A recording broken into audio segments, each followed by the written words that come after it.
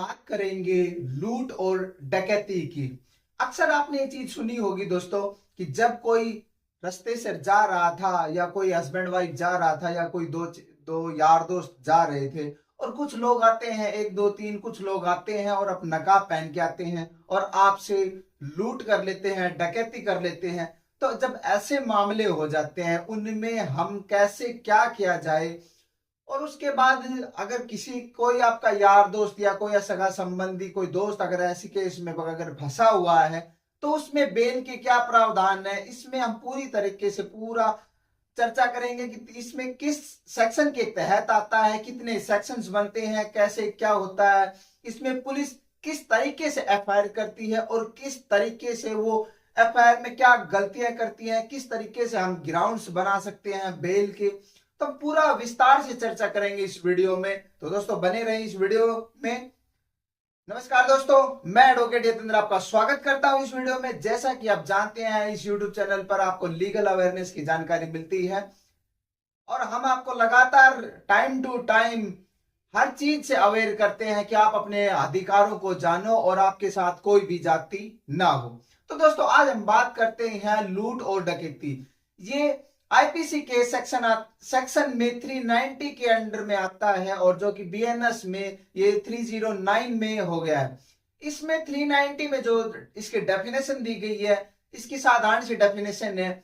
अगर मान लो, हम डेफिनेशन की बात करते हैं, अगर मान लो किसी भी व्यक्ति से उसका कोई सामान उसकी बिना मर्जी से उसके सामने छीना जाता है और उसको धमकी दी जाती है या उसको कोई भय है या ऐसा कोई उसको लग रहा है कि आप उसको बंधक बना लोगे या कुछ इस तरीके का जो माहौल बन जाता है या ऐसा कोई भी इन्वायरमेंट पैदा हो जाता है और आप उससे उसका कोई सामान छीन लेते हो, तो उसी को हम लूट या डकैती कहते हैं। इसका दूसरा सेक्शन है 392 जो कि बीएनएस में 309 के सब क्लोज 4 में है। इसमें पनिशमेंट दी गई। इसमें दोस्तों पनिशमेंट है वो दो प्रकार से दी गई है। एक में होता है 10 साल की सजा होती है, एक में 14 साल की सजा होती है। पहले हम बात करते हैं 10 साल की सजा का। इसमें होता क्या है दोस्तों, जब किसी के साथ कोई भी अगर कोई लूट वगैरह हो जाती है तो उसमें उसको 10 साल की सजा मिलती है। जो लूट करने वाले व्यक्ति होते हैं उसमें दो या दो से अधिक व्यक्ति होने चाहिए और 5 से कम व्यक्ति होंगे, तब इसमें 10 साल की सजा का प्रावधान है। जो इस तरीके का जो ये ऑफेंस हुआ है वो कॉग्निजेबल ऑफेंस है, इसमें नॉन बेलेबल है और जो ये इसमें जो ट्रायल चलता है वो आपका जो ट्रायल चलेगा वो मजिस्ट्रेट के सामने चलेगा, फर्स्ट क्लास होता है। और जो आपको पनिशमेंट मिलती है वो एकदम सख्त कारावास, हार्ड कारावास मिलता है इसमें। अब हम बात करते हैं 14 साल की। 14 साल में भी यही होता है, जो ये ऑफेंस होता है वो ये कॉग्निजेबल ऑफेंस होता है, नॉन बेलेबल होता है और ये भी जो मजिस्ट्रेट है वो फर्स्ट क्लास होना चाहिए, उसके अंडर में ये ट्रायल चलता है। अब हम बात करते हैं एक दूसरे सेक्शन की जिसमें क्या होता है कि अगर मान लो किसी के साथ लूट हुई हो और लूट होने के बाद उसने कोई हथियार दिखाया हो या कोई उसके पास कोई तेज धार चाकू छुरी या कोई ऐसा हो या कोई कट्टा या कोई बंदूक, कोई इस प्रकार का कोई हो और वो चला भी देता है और बाय चांस वो जख्मी भी हो जाता है, चोट भी लग जाती है, तो इस सेक्शन में उसको क्या होता है, ये 397 में आता है आईपीसी के और ये बीएनएस में 311 में आता है, 311 में आता है बीएनएस के सेक्शन में। इसमें भी आप इसको इसमें मिलती है कम से कम 7 साल से शुरुआत होती है उसकी कारावास की और जैसे जैसे वो अपराध जितना जटिल होता जाएगा, जितना अधिक घिनौना अपराध बनता जाएगा, उसी प्रकार से उसको उसकी जो जेल होती है वो उसी प्रकार से उसका कारावास बढ़ता चला जाता है। तो अब हम बात करते हैं कि पुलिस इसमें कैसे एफआईआर करती है। पुलिस जब एफआईआर करती है तो वो कोई भी एफआईआर करती है तो उसमें वो कुछ गलतियां कर देती है। हम उन गलतियों पर नजर दौड़ाएंगे और उसमें क्या क्या है और उन गलतियों को हम अपनी बेल के ग्राउंड्स बनाएंगे। पहले मैं दोस्तों 3 सिचुएशन बताता हूं उसमें ऐसे होता क्या है। अगर मान के चलो पहली सिचुएशन में क्या होता है कि कोई भी हस्बैंड वाइफ या कोई भी दो दोस्त जा रहे हैं और किसी ने आपके ना उसको बंदूक दिखाया और बंदूक दिखाने के बाद उससे कोई भी उसका जरूरी सामान है वो सारा सब कुछ लूट लिया और लूट लेने के बाद और वो चले जाते हैं, तो इसमें तो ये होता है, इसमें 10 साल की सजा मिलती है। दूसरी कंडीशन में क्या होता है दोस्तों, अगर कोई भी वही जो दो आदमी है और दो आदमी वैसे जा रहे हैं या हस्बैंड वाइफ है और वो किसी रास्ते से जा रहे हैं और जाने के बाद अगर कोई भी आदमी आता है, कोई 2-3 आदमी आ गए और आने के बाद उन्होंने अपना चेहरा छुपाया हुआ है, चेहरा छुपाने के बाद आपको आपके ना कोई तेजधार चाकू छुरी बंदूक कट्टा जो भी कुछ उनके पास है वो आपको दिखा के ना और वो आपका सामान लूटते हैं और वो मार भी देते हैं और उसमें आप जख्मी भी हो जाते हो, तो इसमें 397 आईपीसी बीएनएस में 311 के तहत इसमें ये ऑफेंस हो जाता है और इसमें जो सजा मिलती है वो 7 साल से ज्यादा शुरुआत होती है और साथ उसके बाद धीरे धीरे वो बढ़ती चली जाती है। अब हम बात करते हैं तीसरी कंडीशन की। तीसरी कंडीशन में होता क्या है दोस्तों, अगर कोई भी कपल है या वही जो दोस्त है वो दो दोस्त है या कोई भी है, अगर वो रात के समय में अगर कोई जा रहा है, रात के समय में जा रहा है या कोई आदमी आया, 2-3 आदमी आए, उन्होंने चेहरा छुपाया हुआ है, चेहरा छुपाने के बाद आपसे रोका, रोकने के बाद उन्होंने साम अपना वो कोई भी उनका तेज धार जो यो उनके पास जो भी हथियार है वो दिखाते हैं और वो दिखाने के बाद वो आपसे सामान वो लूट लेते हैं, लूट लेने के बाद वो चले जाते हैं। तो इसमें एक ऑप्शन ये था।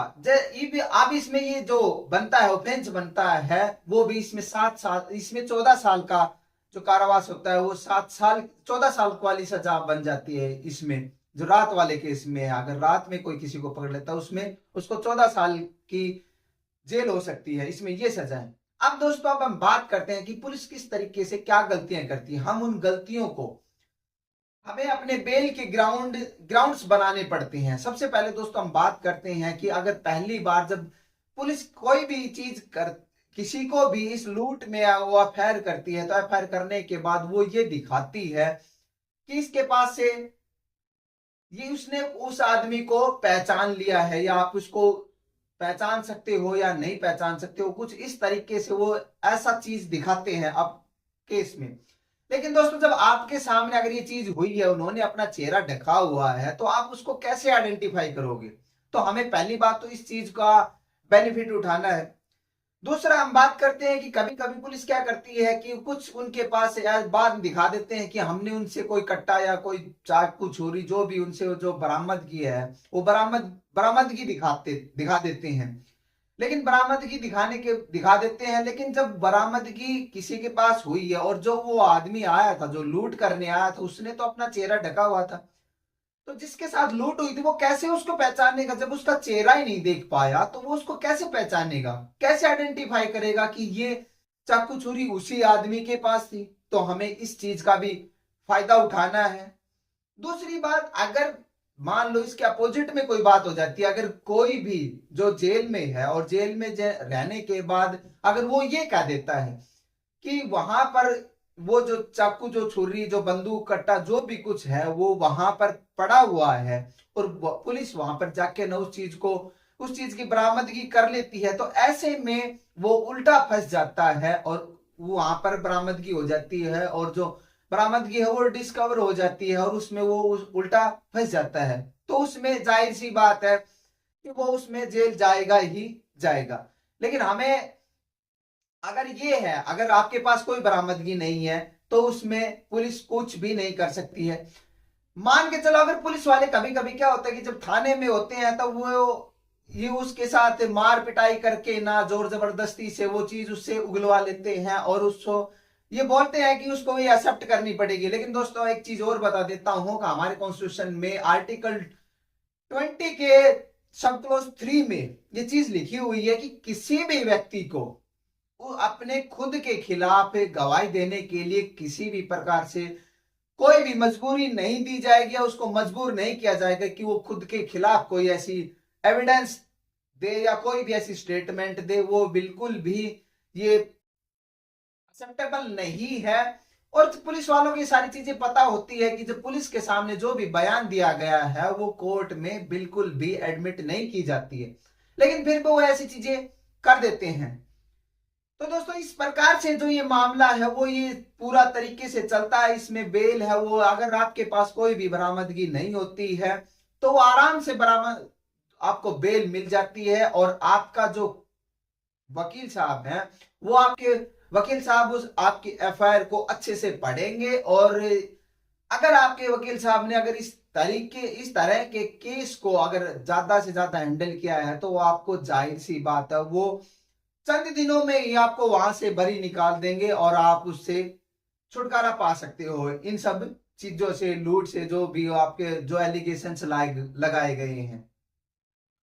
तो दोस्तों मेरे द्वारा जो ये जानकारी दी गई है आप अपने दोस्तों के साथ अधिक से अधिक शेयर करना। क्या पता आपका कोई दोस्त हो जो सगा संबंधी, रिश्तेदार, भाई या कोई भी हो जो इस तरह की समस्याओं से जूझ रहे हैं, तो आप उनके साथ हमारे